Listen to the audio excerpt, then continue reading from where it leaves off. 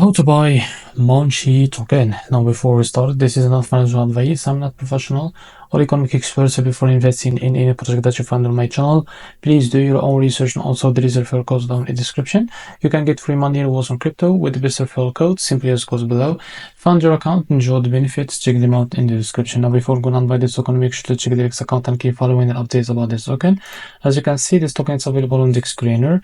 To be able to buy this token, click here to copy the token address, and as you can see, this token address is under the business. We're gonna open your Bitget wallet for that.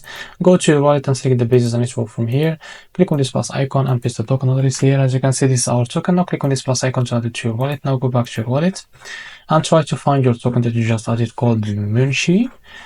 Now after you find it, as you can see, click on it and here click on swap, switch from here. From the top, select the token that you want to buy with, for example, USDT, and make sure of course that you have enough USDT on your wallet. Now here type how much you want to buy. As you can see here, you will be able to see how much you receive, and after that click on swap and you will be able to buy this token. So this is how to buy Munchie token. If you found this video helpful, please like and subscribe. See you in the next video.